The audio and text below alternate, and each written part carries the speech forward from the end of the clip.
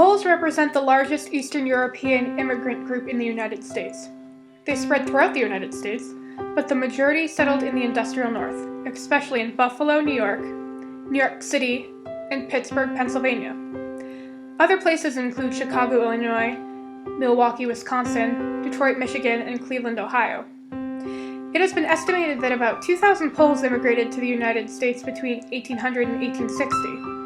The first large settlement of Poles began around 1880 and continued to 1920. Though exact figures are hard to ascertain, as most Poles were counted as immigrants of Russia, Austria, or Germany.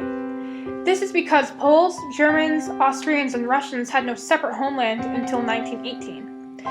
Though, general estimates place the number of Polish immigrants between 1850 and 1914 at about 2.5 million. Much like other Northern European immigrants, it was the agricultural modernization and downturn of international grain prices that drove them to the United States. Less skilled workers became the common immigrant, who ended up working for steel mills, mines, or meat packing industries.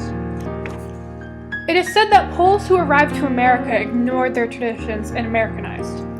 In the Polish household, the family's main purpose was to put food on the table and keep everyone clothed.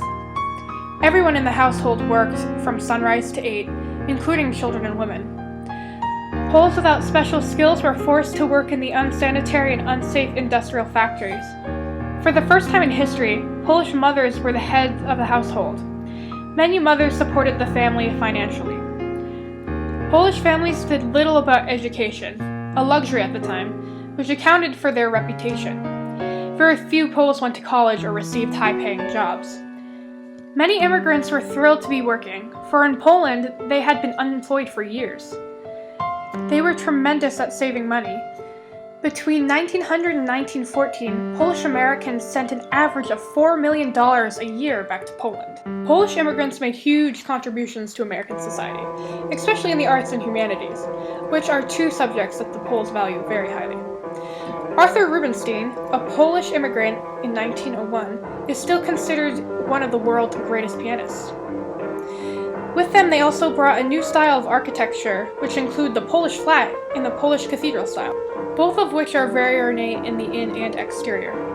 One popular example of the Polish cathedral style is the Immaculate Heart of Mary Church on Polish Hill, Pittsburgh. From a religious point of view, Polish immigrants influenced the adoption of many Roman Catholic rituals. These include many Easter traditions, like Easter egg baskets and a style of Easter egg decorating, known as pisanki. A traditional Polish meal is usually very hearty and typically contains a lot of meat, cabbage, and bread. The two most popular Polish foods in the early 1900s and now are pierogies and gułamki's, though many Polish recipes have Jewish origin. Pierogies, which literally mean pie, is a doughy pocket full with a combination of meat, potatoes, cheese, cabbage, sauerkraut, cream cheese, sour cream, or cottage cheese. Gułamki's are cabbage heads stuffed with rice, meat, and herbs.